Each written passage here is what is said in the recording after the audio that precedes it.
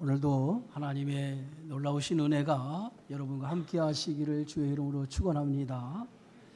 2024년도 교회 표가 한 걸음 주님께 더 가까이 가자라고 하는 표입니다. 2024년도 우리의 영적인 신앙이 한 걸음 더 주님께 가까이 가서 정말 주님과 동행하는 또 복된 한 해가 되어지기를 주의 이름으로 축원합니다.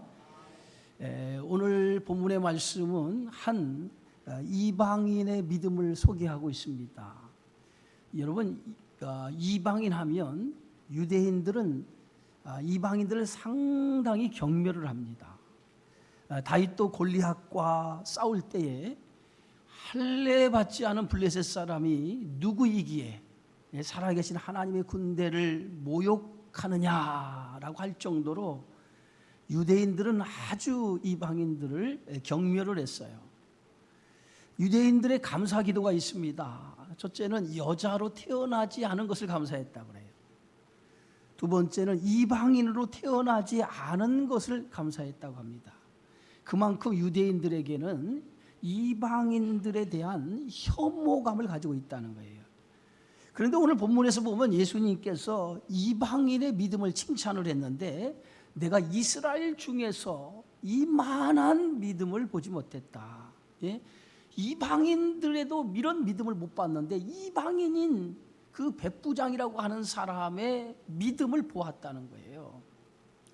여러분, 예수님께서 오늘 칭찬하는 그러한 사람은 어떤 사람이냐면 로마 장교인 백부장이라고 하는 사람이에요.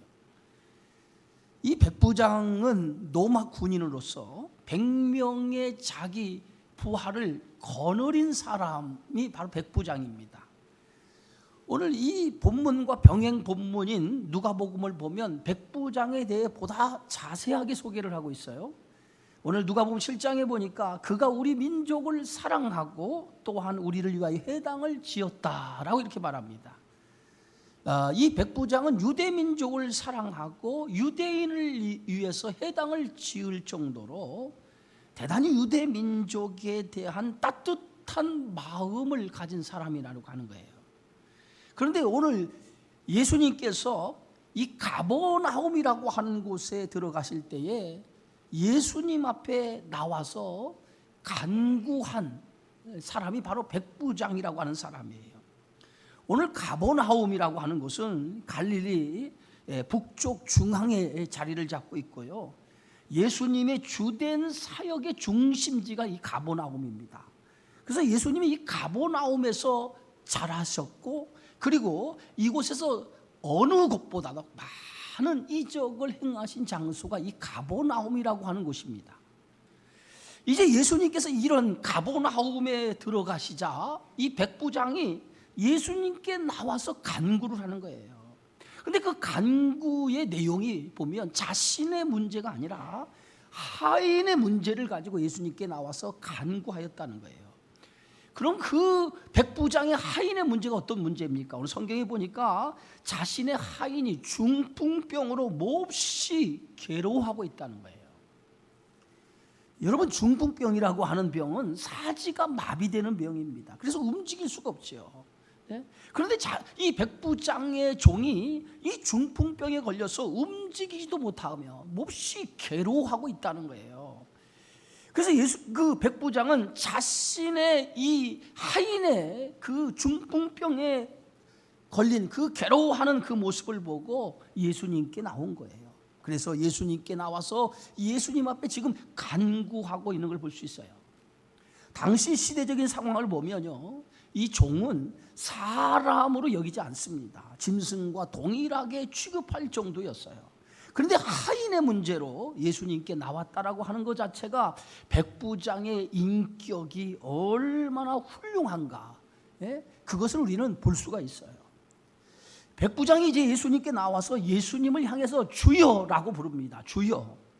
여러분, 이 주여라고 하는 말을 우리가 들을 때는 그냥 백부장이 나와서 예수님을 부르는 호칭 같지만은 이것은 단순하게 부르는 호칭이 아니라 주여라고 부르는 것은 대단한 신앙의 고백이라는 거예요. 여러분, 주여라고 하는 말은 퀴리오스라고 하는 말인데 이 말은 주인이라는 거예요. 주인. 백부장은 지금 예수님 앞에 주여라고 고백하는 것은 당신이 나의 주인입니다 라고 하는 그런 고백이라는 거예요. 그런데 오늘 백부장의 주인은 원칙적으로 하면 로마 황제 가이사가 그의 주인이에요. 그런데 오늘 가이사가 그의 주인인데 오늘 백부장은 예수님을 지금 주여라고, 나의 주인이라고 이렇게 고백하고 있다는 겁니다. 이 고백은 어찌 보면 예수님이 천지 만물의 주인이시고 그리고 자신의 인생의 주인이라고 하는 것을 그는 믿음으로 받아들이고 있다는 그런 고백인 겁니다. 예수님은 이렇게 백부장이 주여라고 고백하는 그 고백을 들으시고 예수님께서 말씀하시죠. 그게 7절의 말씀입니다. 이르시되 내가 가서 고쳐주리라. 자신의 문제가 아니라 하인의 문제를 들고 예수님 앞에 나와 간절히 구하는 그 백부장의 모습을 보시고 예수님은 감동을 하신 거예요. 그래서 예수님께서 직접 내가 가서 그 하인의 병을 고쳐주겠다라고 이렇게 말씀을 합니다. 그런데 예수님께서 이렇게 말씀하실 때에 백부장의 반응이 놀라운 반응을 보여요. 오늘 성경 말씀 8절에 보니까 이렇게 말합니다. 백부장이 대답하여 이르되 주여 내 집에 들어오심을 나는 감당하지 못하겠사오니 다만 말씀으로만 하옵소서. 그러면 내 하인이 낫게 싸움나이다. 주님이 내 집에 들어오는 걸 나는 감당하지 못한다는 거예요. 말씀만 하셔도 내 하인이 나을 줄 믿는다는 거예요. 여러분, 믿음에 4가지 요소가 있어요. 신뢰, 2번째가 의존, 3번째가 고백, 그리고 4번째가 동행입니다. 여러분, 하나님에 대한 신뢰가 첫 번째 믿음이에요. 먼저 하나님에 대한 신뢰가 있어야 돼. 그 하나님에 대한 신뢰가 있으면 그 다음에 그 하나님을 의지하게 되어져요. 그러면 의지하게 되어지면 우리의 신앙을 하나님 앞에 고백하게 되어지죠. 그리고 나서 그 고백되어지는 신앙을 가지고 삶 속에서 동행을 하게 되어지죠.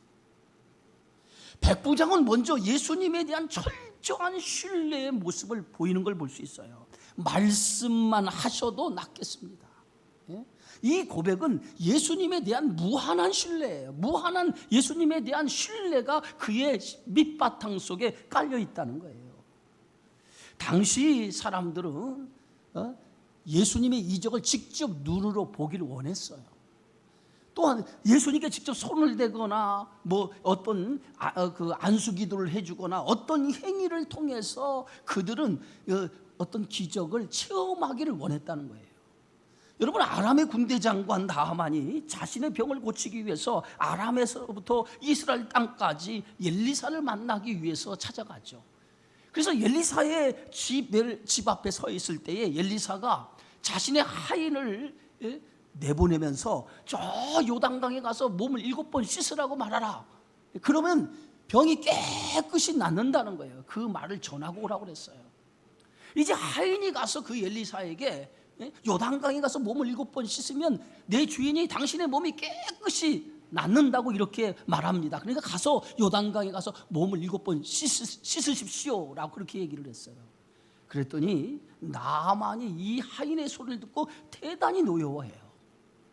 오늘 열왕기하 5장 11절에 보니까 이렇게 말합니다. 나만이 노하여 물러가며 이르되 내 생각에는 그가 내게로 나서서 그의 하나님 여호와의 이름을 부르고 그의 손을 그의 부위 위에 흔들어 나병을 고칠까 하였도다.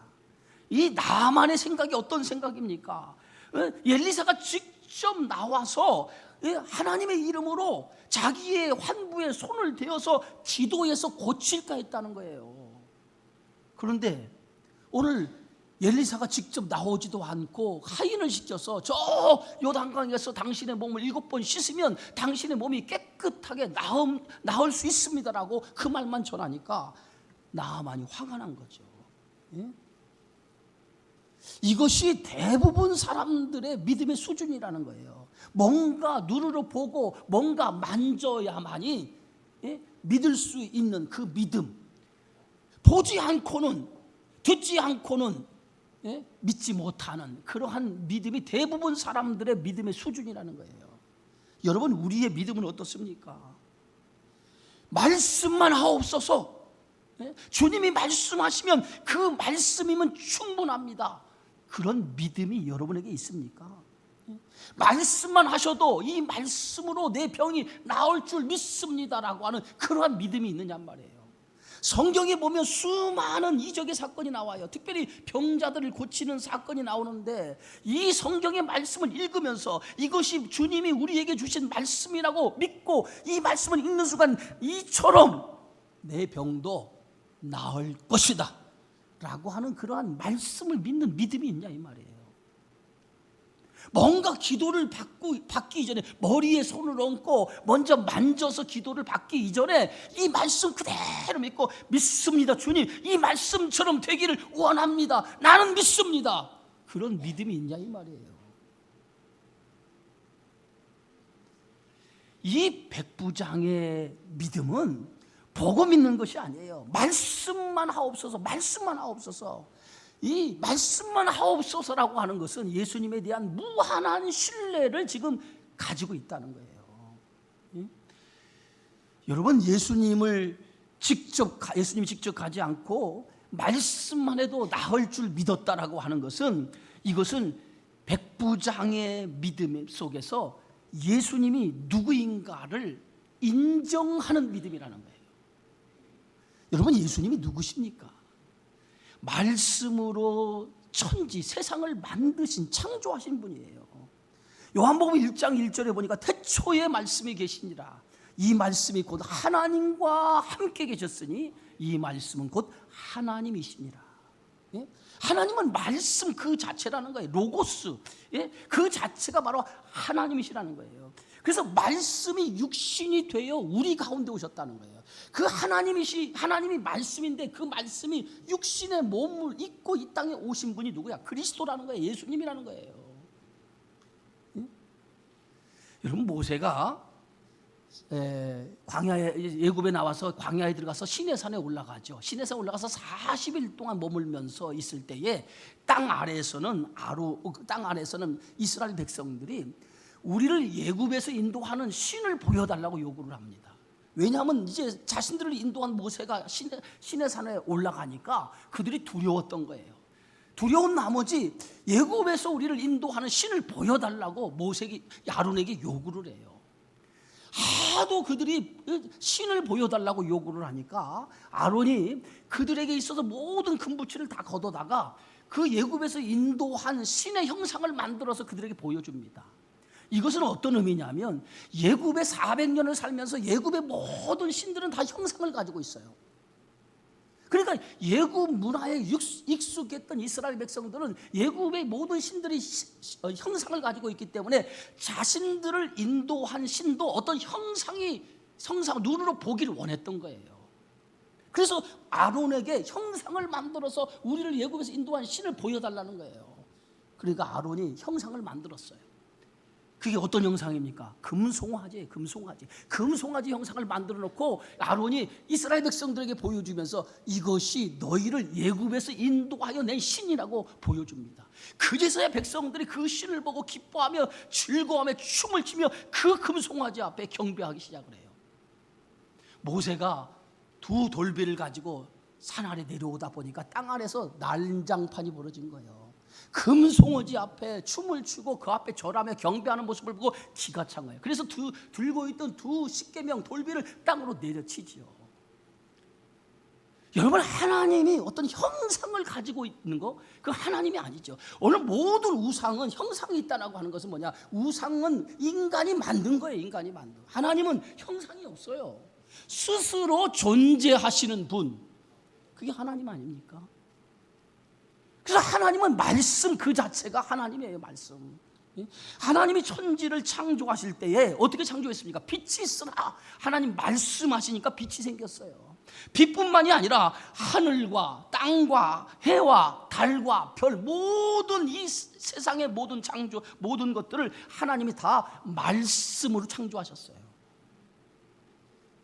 여러분 백부장이 말씀만 하옵소서라고 이렇게 고백하는 것은 예수님이 창조주신 하나님이심을 고백하는 그런 고백이었다는 거예요. 그렇다고 하면 백부장의 믿음의 고백은 대단한 고백 아닙니까? 당시 유대인들은 예수님의 이적을 보고도 믿질 않았어요. 그래서 표적을 보고도 믿지 않으면서도 또 표적을 보여달라고 요구를 했습니다. 예수님이 얼마나 답답했으면 유대인들을 향해서 이렇게 말씀하시죠. 너희들은 앞을 보지 못하는 맹인과 같다라고 얘기를 했어요. 여러분, 맹인이라고 할 때 그 맹인은 뭐냐? 눈이 있어도 사물을 보지 못하는 사람이 맹인 아닙니까? 들어도 듣지 못하는 사람이, 귀가 있는데 들어도 듣지 못하는 사람이 뭐예요? 귀머거리 아니에요? 그런데 유대인들은 예수님을 보아도 예수님이 메시아인지 하나님의 아들인지를 알아보지를 못했어요. 예수님의 말씀을 들어도 그 말씀이 하나님이 주신 말씀인 것을 깨닫지 못했어요. 그러니까 뭐예요? 그들은 영적인 맹인이고 영적인 소경, 영적인 귀머거리였다는 거죠. 그런데 백부장은 이방 사람임에도 불구하고 예수님을 뭐라고 고백해요? 주여라고 고백했다는 거예요. 주여, 당신은 나의 주인입니다. 네? 말씀만 하옵소서. 말씀만 하셔도 내 하인이 낫겠다는 거예요. 예? 당신은 세상을 창조하신, 말씀으로 세상을 창조하신 전능하신 하나님이기 때문에 말씀만 하셔도 그 말씀을 통해서 내 하인이 깨끗이 나을 줄 믿습니다라고 하는 그런 고백을 했다고 하는 거죠. 여러분, 얼마나 대답합니까? 얼마나 대단한 믿음을 가졌습니까? 그런데 백부장은 예수님의 말씀을 듣고 이렇게 대답을 하죠. 오늘 성경 말씀 보니까 8장 9절에 보니까 나도 남의 수하에 있는 사람이요 내 아래에도 군사가 있으니 이도로 가라 하면 가고 저도로 오라 하면 오고 내 종도로 이것을 하라 하면 하나이다. 자신에게도 자기 수하가 있다는 거예요. 부하가 있다는 거예요. 그래서 자신의 말 한마디에 그 부하, 수하들이 움직인다는 거예요. 그들로 하여금 가라 하면 가고 오라 하면 온다는 거예요. 예? 여러분, 군대라고 하는 조직은 명령 조직 아닙니까? 상관의 말에 절대적으로 복종하는 체제, 이것이 군대 조직 아니에요? 그런데 오늘 노마 장교는 자신의 수하에게 명령 한마디 내리면 그 명령에 의해서 복종한다는 거예요. 예수님은 노마 황제보다 높으신 우리의 주인, 나의 주인이라는 거예요. 나의 주인이라면 내 종도 내 종의 주인이기도 하지 않습니까? 그러니까 예수님이 말씀하시면 그 말씀을 주인이 말씀하신 거기 때문에 내 하인도 말씀대로 이루어질 거라는 거예요. 우리는 하나님의 말씀을 수없이 들어요. 그죠? 오늘 저도 설교만 해도 주일 예배, 또 주일 오후, 또 수요 예배, 새벽 예배, 금요 기도에 수없이 설교를 합니다. 여러분도 수없이 설교를 들을 거예요. 그런데 수없이 설교를 들을 때 그것을 여러분들이 어떻게 듣느냐예요. 예? 하나님의 말씀으로 지금 나에게 하시는 말씀으로 듣느냐는 겁니다. 하나님의 말씀으로 듣느냐 아니면 사람의 말로 듣느냐는 거죠. 어떻게 듣느냐에 따라서 엄청난 결과가 나타나죠.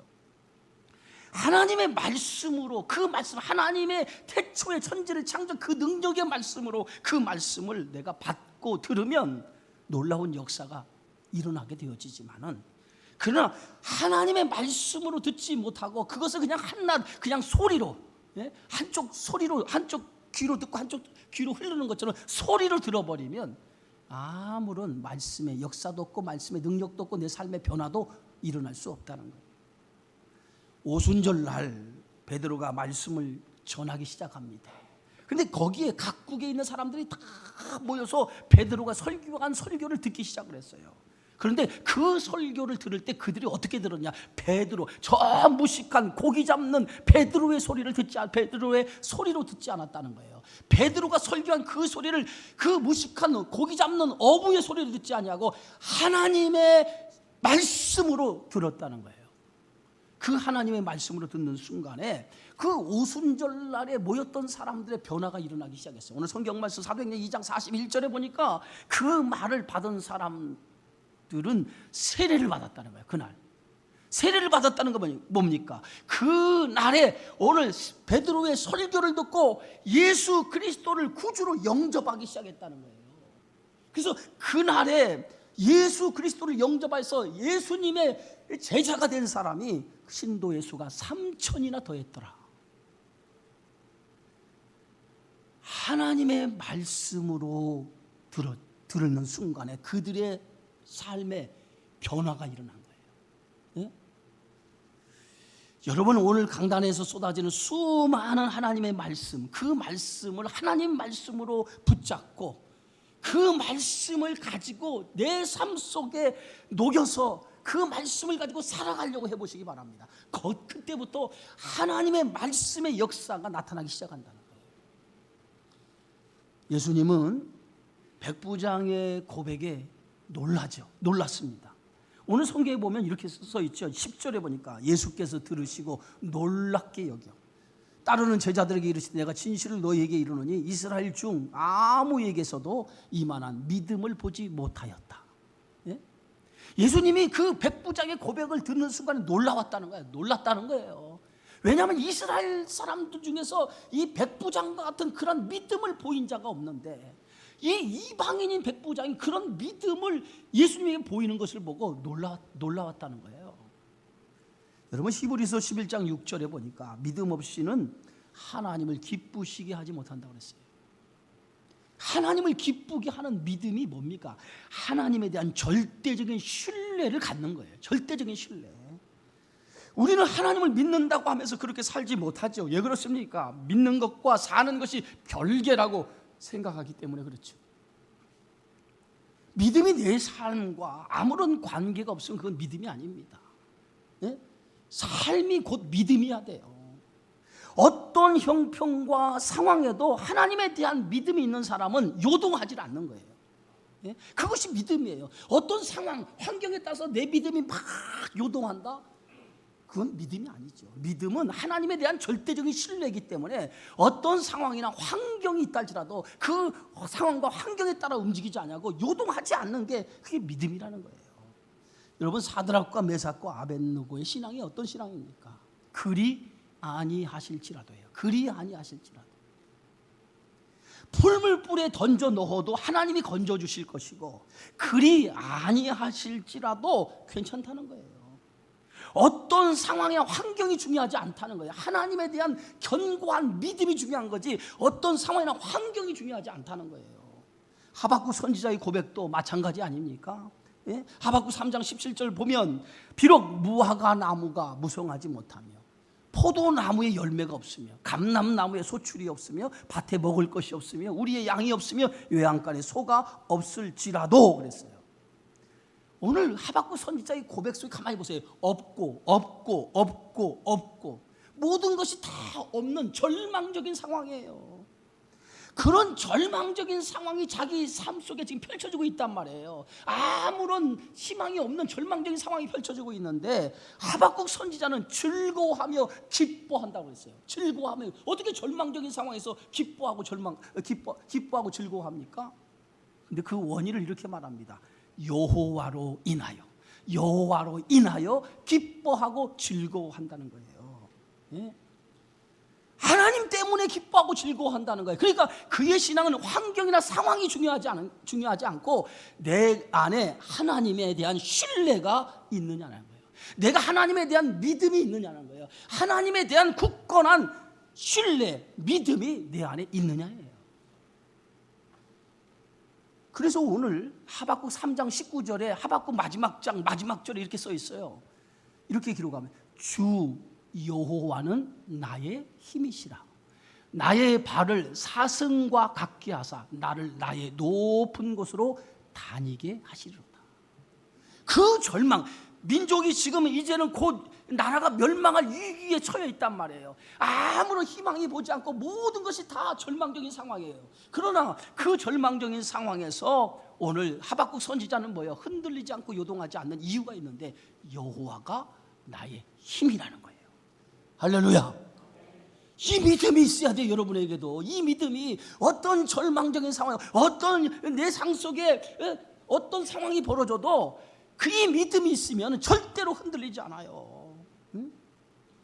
여러분, 사람이 살면서 고난이 없는 인생이 어디 있습니까? 여러분, 살아가면서 고난이 없는 인생이 어디 있어요?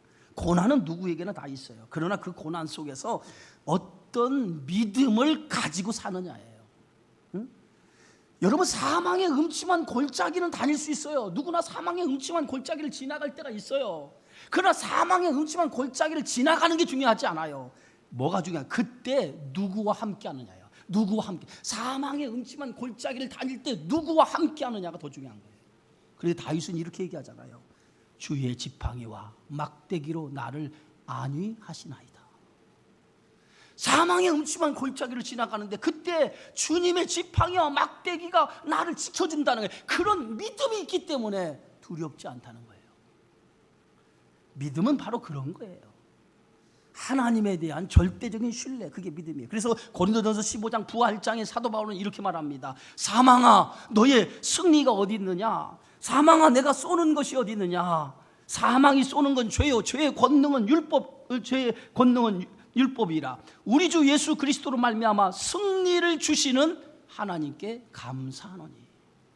바울의 궁극적인 건 뭐예요? 하나님은 우리에게 뭐예요? 승리를 주시는 분이라는 거예요. 승리를 주시는 분. 하나님을 신뢰하는 자, 그 믿음으로 살아가는 자의 궁극적인 결과가 뭐냐? 승리를 안겨다 준다는 거예요. 예수님은 백부장에게 이스라엘 중에서 이만한 믿음을 보지 못했다라고 하면서 그의 믿음을 칭찬하고 축복하죠. 그게 11절 12절의 말씀이에요. 또 너희에게 이르시되 동서로부터 많은 사람이 이르러 아브라함과 이삭과 야곱과 함께 천국에 앉으려니와 그 나라의 본 자손들은 바깥 어두운 데 쫓겨나 거기서 울며 이를 갈게 되리라. 이방인보다도 못한 유대인들은 천국에 들어가지만은 정작 천국에 들어갈 유대인들은 이방인들보다 믿음이 없어서 천국에 들어가지 못하고 바깥에서 슬피 울며 이를 갈게 될 거라는 거예요. 말씀만 하옵소서. 내 하인이 낫겠나이다. 예?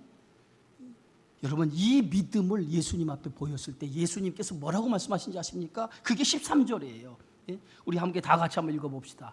예수께서 백부장에게 이르시되 가라, 내 믿은 대로 될지어다 하시니 그 즉시 하인이 나으니라. 오늘 성경의 말씀 가만히 보세요. 예수님께서 그 백부장이 뭐라고 말씀하냐면 내 믿은 대로 될지다. 내가 믿은 대로 될지다. 믿은 대로 될. 내가 믿는 대로 될 거라는 거야. 믿는 대로. 예? 어떻게 믿었느냐? 말씀만 하옵소서. 내 하인이 낫겠나이다. 그렇게 고백하니까 내가 믿은 대로, 내가 믿는 대로 될 것이라는 거예요. 백부장은 무엇을 믿었습니까? 말씀만 하셔도 내 하인이 나을 것을 믿은 거예요. 자, 이렇게 그렇게 믿으니까 믿은 대로 될 것이라고 예수님 말씀하시니까 오늘 마지막 절에 이렇게 써 있어요. 한번 보면 그 즉시 하인이 뭐요? 나으니라. 그 즉시 하인이 나으니라. 백부장은 믿은 대로 된 거예요. 자기가 믿은 대로 된 거예요. 믿음은 바라는 것들의 실상이요 보이지 않는 것들의 증거라고 그랬습니다. 예? 자신이 믿은 대로 이루어지는 거예요. 예? 여러분, 하나님이 기뻐하시는 믿음이 어떤 믿음이냐? 하나님을 신뢰하는 믿음이에요. 신뢰하는. 보고 믿는 믿음이 아니라 말씀을 믿는 믿음이에요. 우리는 말씀을 믿고 살아가는 사람이에요. 그러면 하나님의 말씀을 믿고 그 말씀대로 살아갈 때 그 말씀의 역사가 내 삶 속에 나타나는 거예요. 말씀을 믿고 살아가게 되어지면 우리는 흔들리지 않는 줄 믿습니다. 하나님은 언제나 그 자리에 있어요. 문제는 뭐예요? 내가 요동하는 거예요. 내가 흔들리는 거예요. 하나님은 항상 그 자리에 있는 내가 요동하고 내가 흔들리기 때문에 그런 거야. 그러나 내가 흔들리지 아니하고 항상 하나님이 그 자리에 계시고 나와 함께 계심을 믿는다면 어떤 상황에도 두렵지 않으며 어떤 상황에도 흔들리지 아니하고 하나님의 말씀대로 이루어지는 줄 믿습니다. 로마서 8장 28절에 이렇게 성경은 말합니다. 우리가 알거니와 하나님을 사랑하는 자 곧 그의 뜻대로 부르심을 입은 자들에게는 모든 것이 합력하여 선을 이루느니라. 이 한 해를 살아가면서 하나님에 대한 신뢰를 가지시기 바랍니다. 어떤 상황과 한계에도 흔들리지 않기 바랍니다. 하나님은 모든 하나님의 뜻대로 부르심을 입은 자들에게 합력하여 선을 이루시는 분이라고 하는 것을 믿고 그 믿음으로 살아가는 저와 여러분이 되어지기를 주의 이름으로 축원합니다. 기도합니다. 하나님 은혜 고맙습니다. 백부장의 믿음처럼 저 믿음대로 될지어다라고 하는 말씀처럼 우리가 하나님